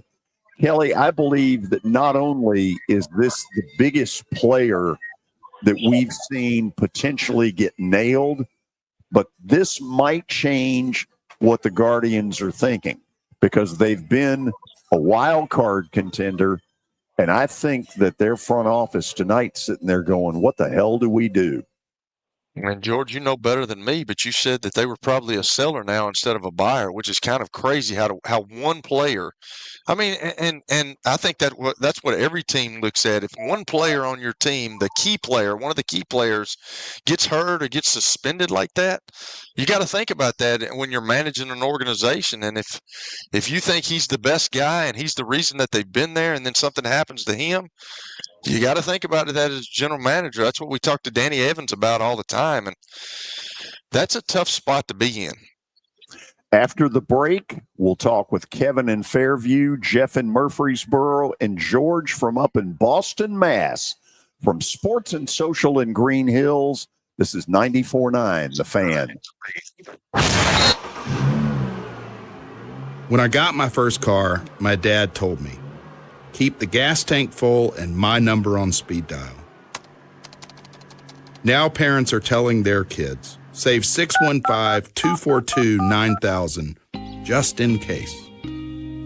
I'm Blair Durham. If you or someone you love is in a wreck, call us. We're here to get you the money you deserve. This is my buddy Stan Harrison from Apple Collision Centers.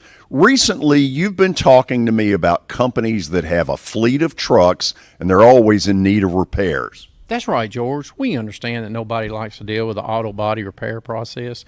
We try to simplify that at our 3 convenient locations. We work with all major insurance companies. We help to ease the stress of the auto body repair process. We're located in Old Hickory, Hendersonville, and Gallatin. If you need our services, please stop by and see us. And how convenient that we have that in the background. Now, seriously, these are good folks. They do really good work. Give them a holler. Attention, Big Orange Country. Tennessee and Illinois will square off Saturday, December the 6th at Bridgestone Arena. This is the rematch of a great college basketball game last season in Champaign that went right to the wire. And this one figures to be more of the same. Tickets are on sale now. You can grab your seats by going to Ticketmaster.com. That's Ticketmaster.com. Tennessee, Illinois. It's big time. Venture Express has been helping people in this area for more than 40 years. They're headquartered in Murfreesboro with over 30 years of dedicated fleets involving production, manufacturing, and corrugated experiences. They're an asset-based company with over 700 tractors, 4,000 trailers, and 800 drivers. If you need their help, dial them up 615-793-9500 or log on to ventureexpress.com. Your sports live here on 94.9 The Fan.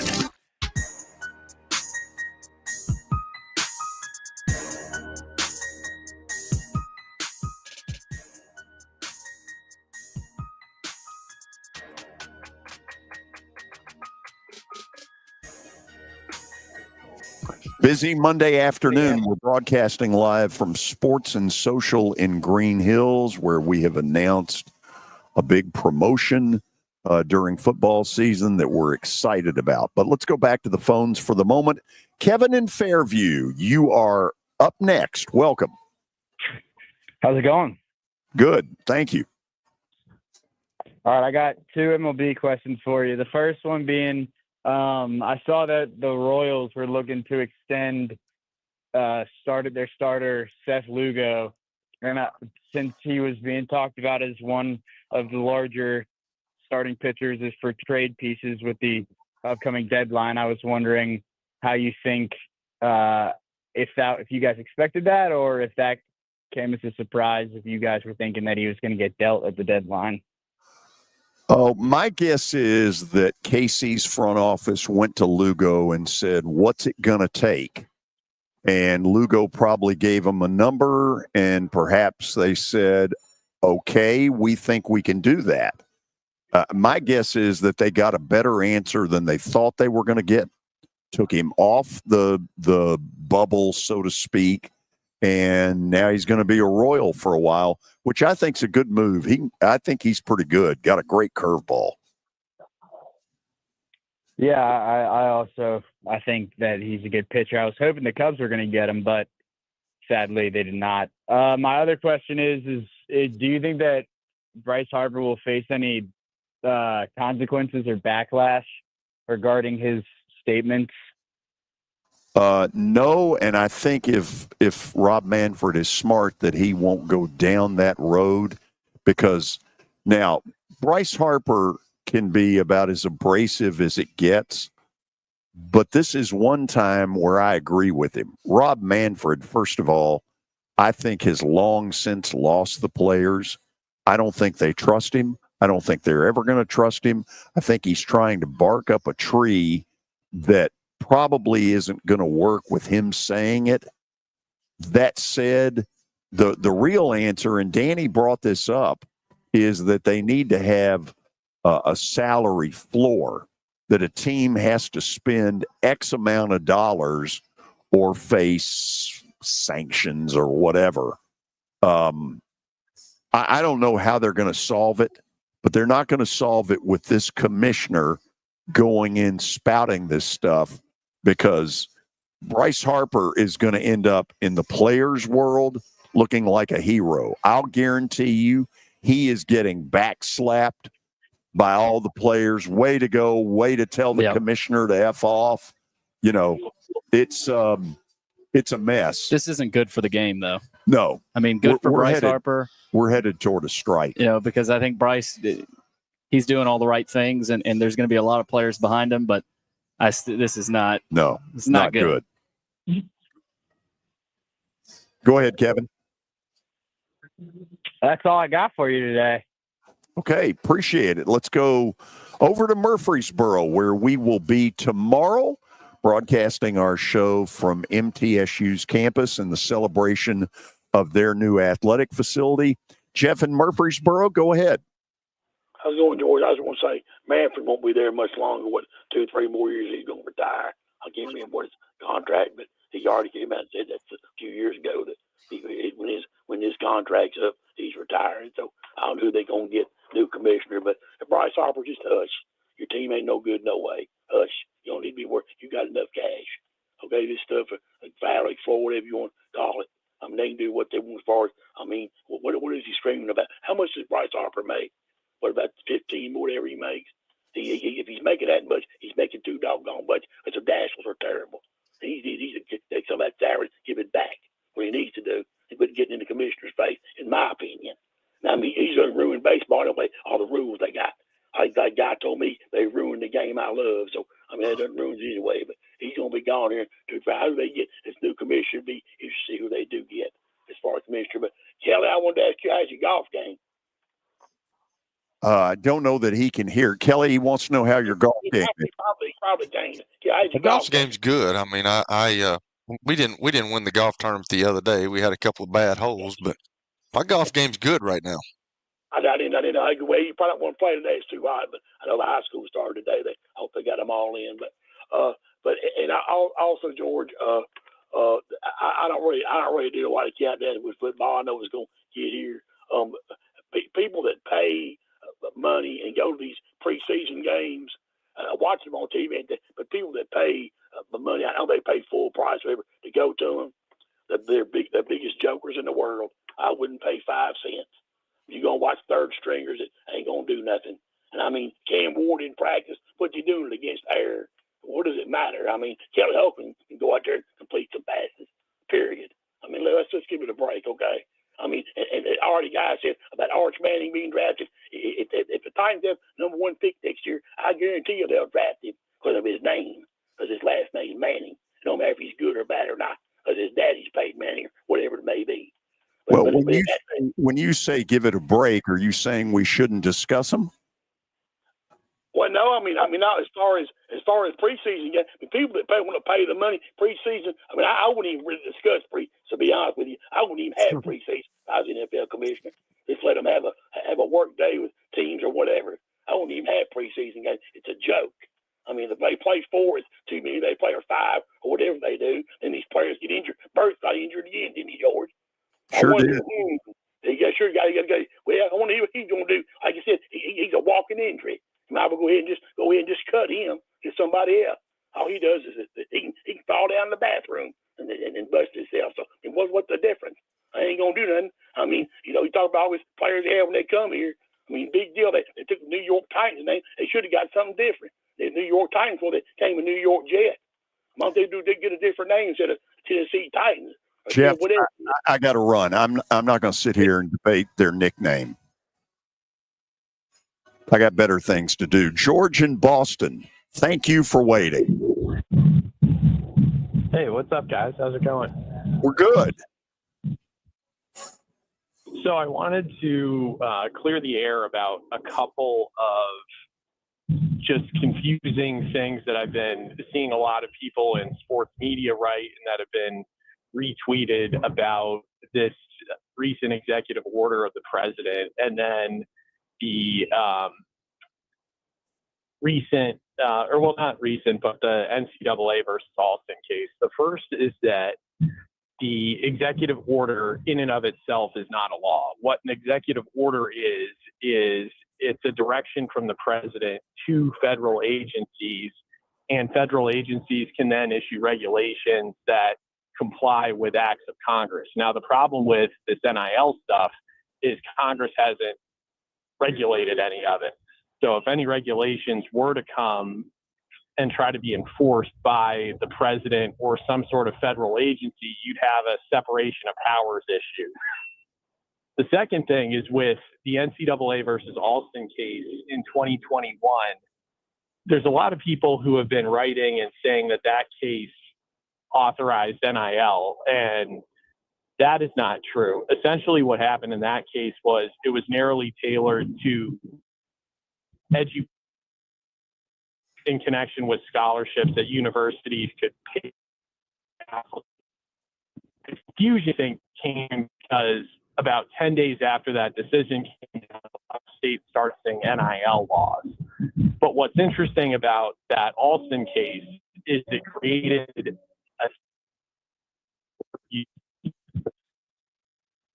Yeah, I'm afraid we got to put him on hold. It's too bad because I'd like to hear where he's going with it. They had some good stuff coming. We kept getting So let's put him on hold for a second. We'll bring him back up here in a minute and see if he can get in a better situation.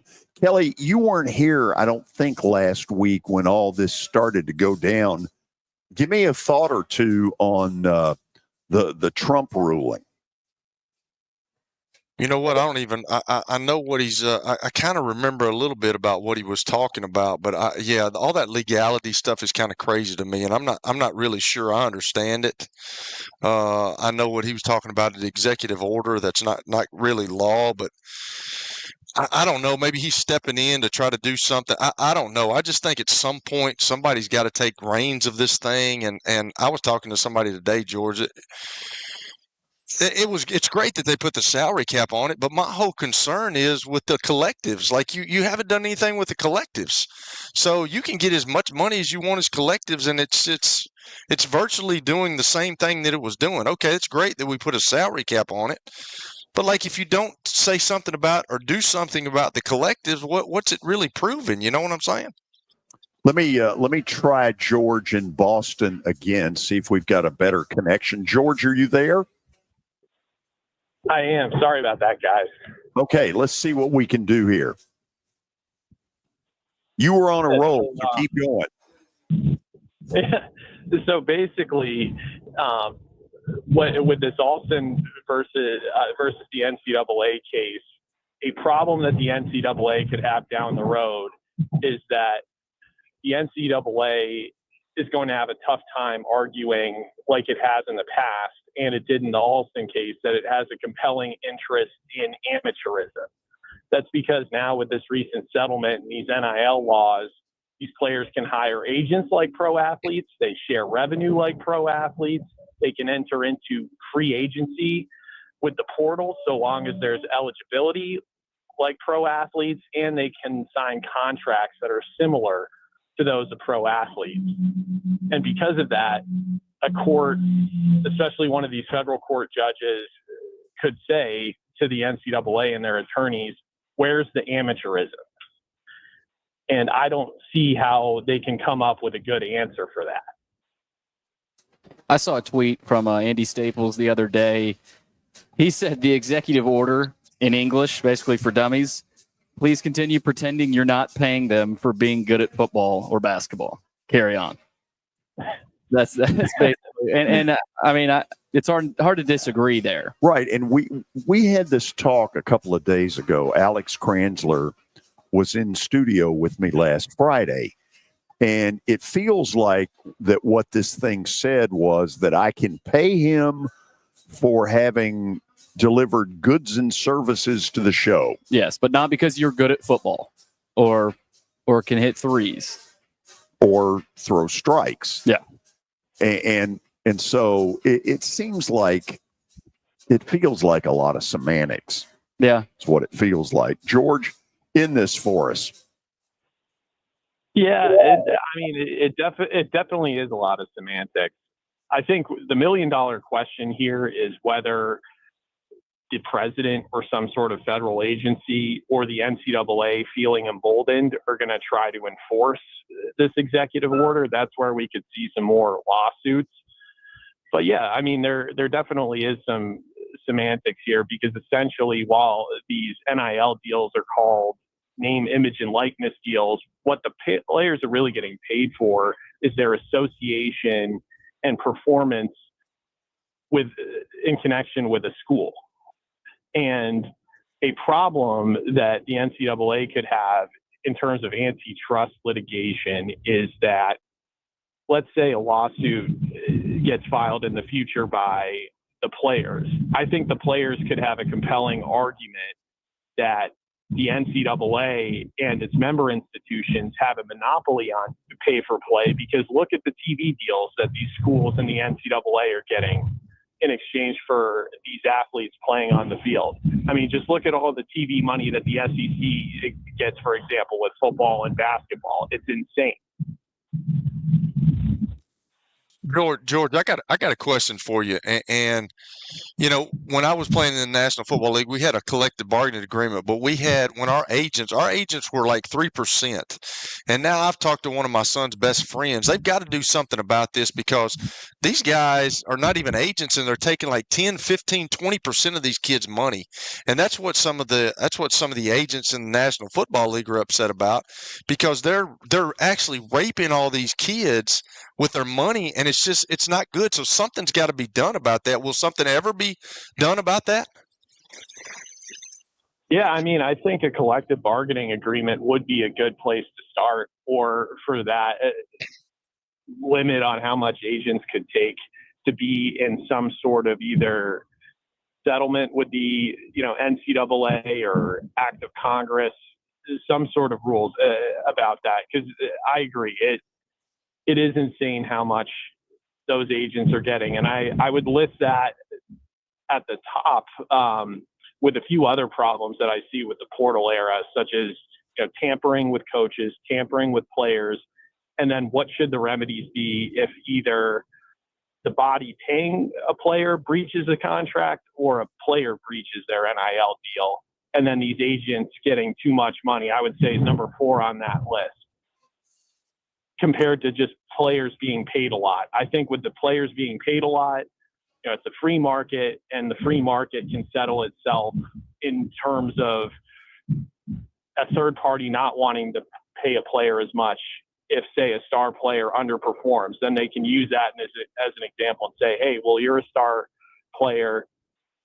These star players haven't worked out to the value that their contract said they were. Therefore, we're going to give you a little bit less. I think you can resolve it with that. But those 4 topics that I just listed, I think that's where the biggest reform needs to be, or this circus is just going to continue. And on that, I've got to run to the break. George, thank you Thanks, so George. much. We'll have Plaster Bet of the Day right after this.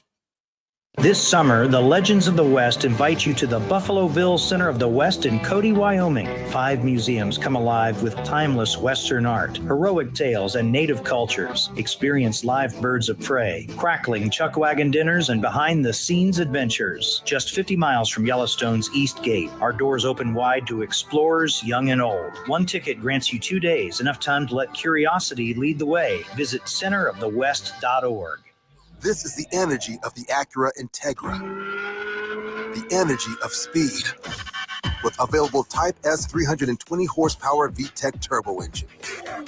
And the energy of control. With available 6-speed manual transmission. The Acura Integra. This is the energy of innovation. Acura, precision crafted performance. Experience the thrill at Gary Force Acura, proud sponsor of the Nashville Predators. GaryForceAcura.com. It's the George Plaster Show.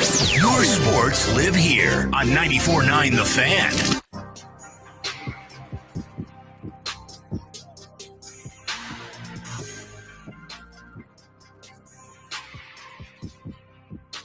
Final segment on a Monday from Sports and Social out in Green Hills.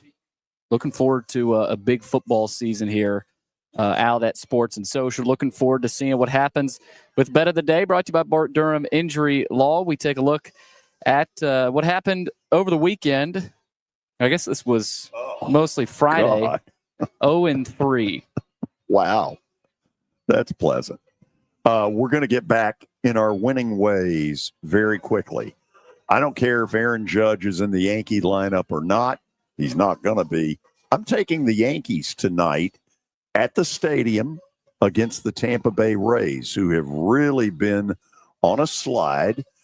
And I'm going to take Seattle on the road against the A's. Now, the A's are coming off 4 wins, a 4-game sweep in Houston that's got to have rocked the Astros to their foundation.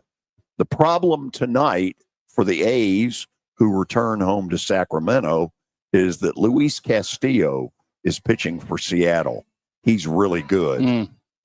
Tomorrow on the show, Tony Basilio will join us. That's always good stuff.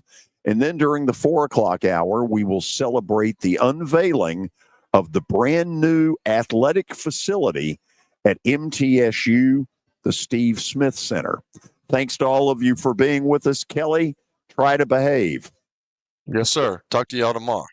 Billy, behave. You too, George. Thanks to the folks at Sports and Social. Thanks to the folks with Mikey's Motors. We put a good promotion together, and I hope a lot of you will make plans to join us Saturday, August the 9th at Sports and Social in Green Hills. So long, everybody.